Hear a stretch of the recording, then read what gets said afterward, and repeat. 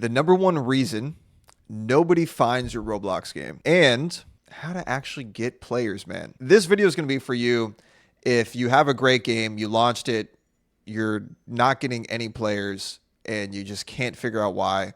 All your stats look good, but QPTR looks like shit. CTR looks like shit. We're going to fucking dive into it. It's called understanding basic principles of supply and demand. And I'm going to show you how this plays out in Roblox.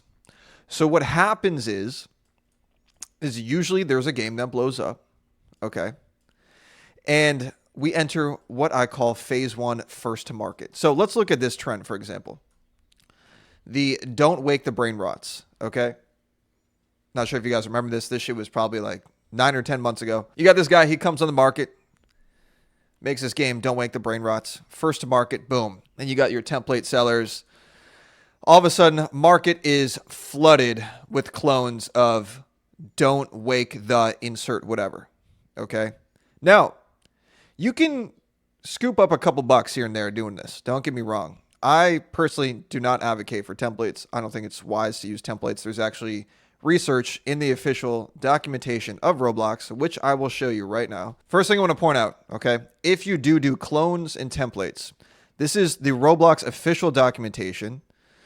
Okay, I can put this link below, but it says, what does it say? Best practices for discovery.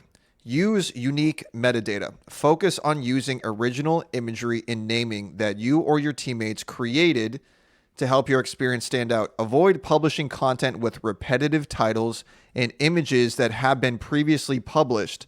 When using thumbnail personalization, make sure all thumbnails accurately reflect your experience. This is what I've seen, okay? It's not as simple as just jacking someone's thumbnail, okay? And I'm gonna go on a quick little tangent, and then I'm gonna bring it back to the main topic at hand, which is why your game is not getting players. But let me show you guys something, okay? This is a game, Hack a Business, that I've been working on.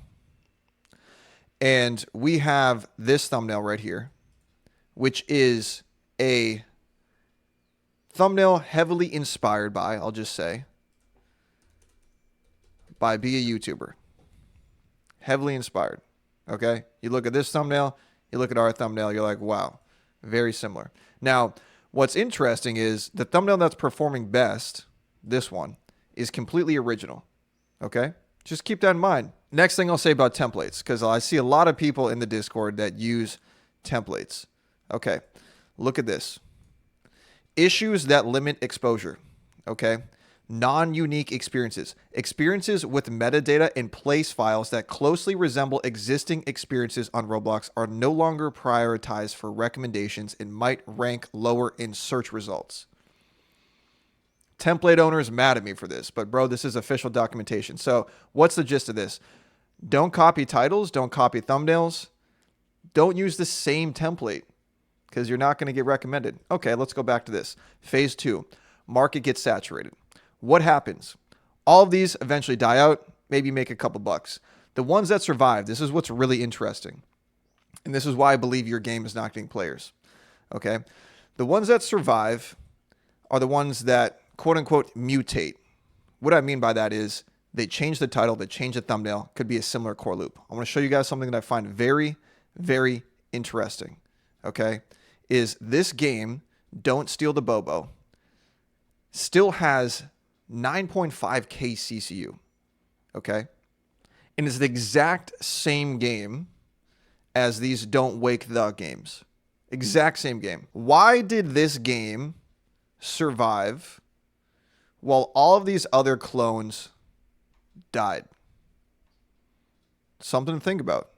And I'm going to give my take on this. Well, if this is your first time running a business, I'm going to tell you something that I think is very valuable. There's something called Blue Ocean Strategy. What is Blue Ocean Strategy? Blue Ocean Strategy is a business framework where companies create uncontested brand new market spaces to render competition irrelevant rather than fiercely fighting rivals in saturated existing markets. What does that have to do with Roblox? Well, we look at this guy. What did he do? He changed the title. He changed the thumbnail. Let's take a deeper look into it. Okay, so we have this trend, Don't Wake the.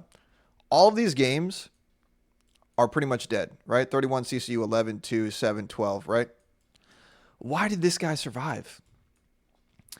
My personal take, two reasons. Number one, he was the first one to take this exact same game, which was Don't Wake the, okay? The exact same core loop. Like if you go play Don't Wake the Brain Rots and you go play Don't Steal the Bobo, you'll see they're the exact same game. But why did his game survive? My personal take is new title, right? He was the first guy from what I remember, because I watched this whole trend mutate.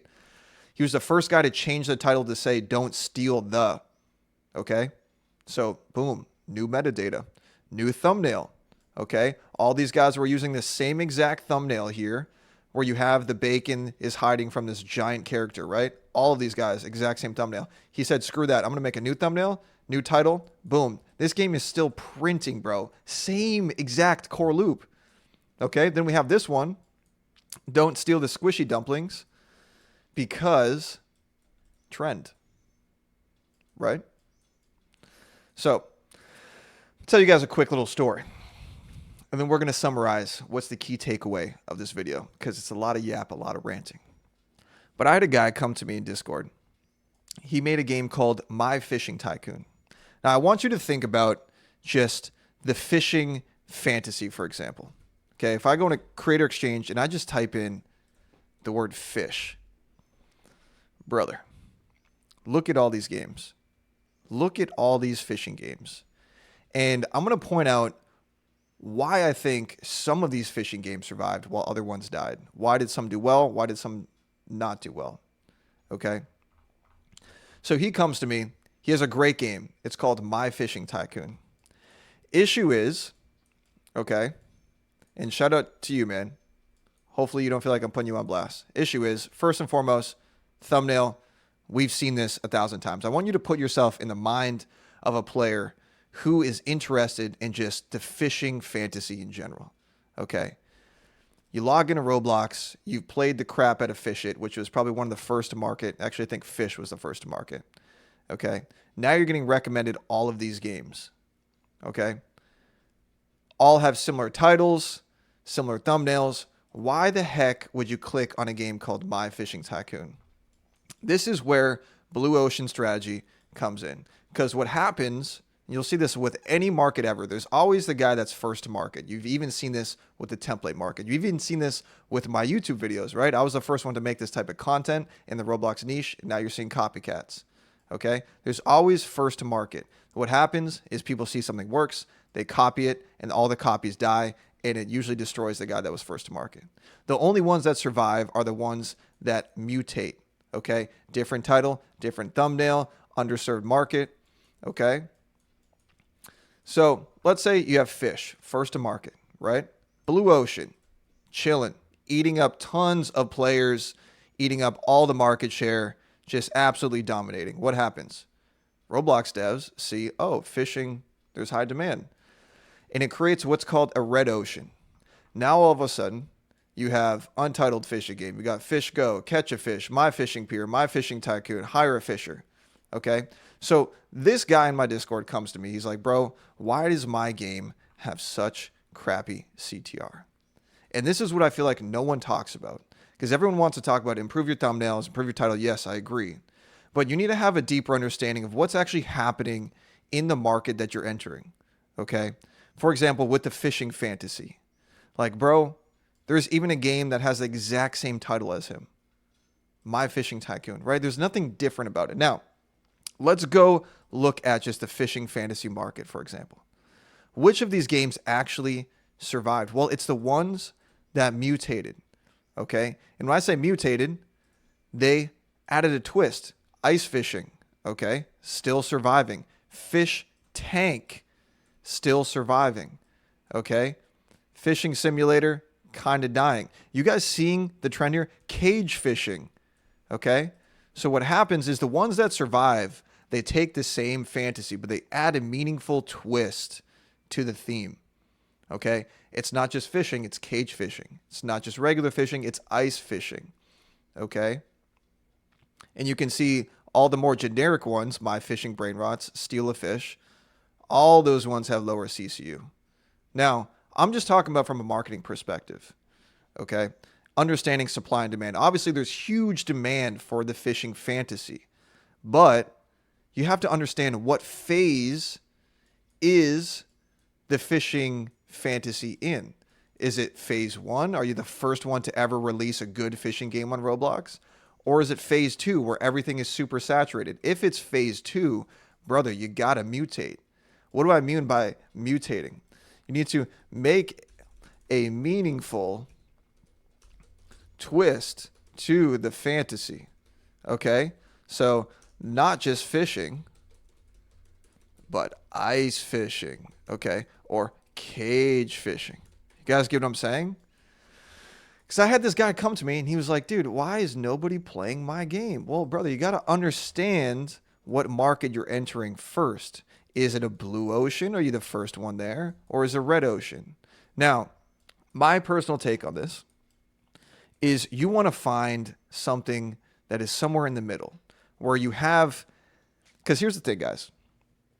It's risky, very, very risky to enter a brand new market, okay? Meaning you just come up with a fantasy, there's no demand for it. I'm going to show you an example with the airport fantasy, for example. Okay, I type in airport. Now I take a look here. There's a bunch of role-playing games, airport, airport, airport. There's high demand for this airport fantasy, but there's not, look, there's my game right there, but there's not a lot of people that are really executing well in this fantasy. So that's free game for you right there. If you want to get into the airport fantasy, another one is firefighters. Firefighter. Okay. I look in this fantasy. Okay. What do I see? There's really only one game that's dominating well. Here's something that Cole told me. Okay. This is how he came up with hide or die. Is he looked at the hide and seek genre as a whole, saw tons of demand, but he saw poor execution. He came in and he just ate market share. So what you want to do is you want to find somewhere in between a blue ocean, red ocean, what I call purple ocean. Okay. And basically what a purple ocean is, purple ocean equals high demand, but poor execution. Okay. You want to look for fantasies that have tons of demand. How do I validate demand? You just type in the fantasy on Create Exchange, take a look at what's here, play some of the games, and see how you can make something 10 times better. 9 times out of 10, you do that, you're always going to win. So again, key takeaway, find a market with tons of demand that hasn't been innovated on in a long time. Let me show you guys one more thing from Cole's checklist, because I know a lot of you guys have been waiting for this, been blue balling you with it. Okay. The second thing on his checklist is this idea clickable or relatable or already has a passionate fan base? Think about everything we're talking about, the blue ocean strategy. I'm going to show you a conversation I had with a buddy of mine that works at a very reputable gaming company, one of the biggest, if not the biggest gaming company in the world. He told me he was talking to the owners of Emergency Roleplay. And here's what's interesting. You would think that the players of that game are just typical Roblox players, maybe young kids, teenagers. But he told me that the players that play Emergency Roleplay are literally first responders, adults. Interesting, right? Because they don't feel served by the market, dude. Meaning there's no other game that scratches that itch for them on any other platform but Roblox.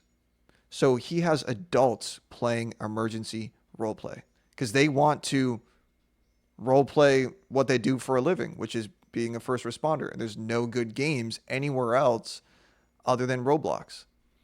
Okay? Completely dominating a blue ocean. Now, a blue ocean doesn't necessarily just mean the genre. It could also be an underserved audience, which we can get into in later videos. Okay? This is a lot of yap, but what's the TLDR? Is you want to find a game, or sorry, a fantasy that has high demand, okay, but poor execution. That's it for this video, guys. Peace.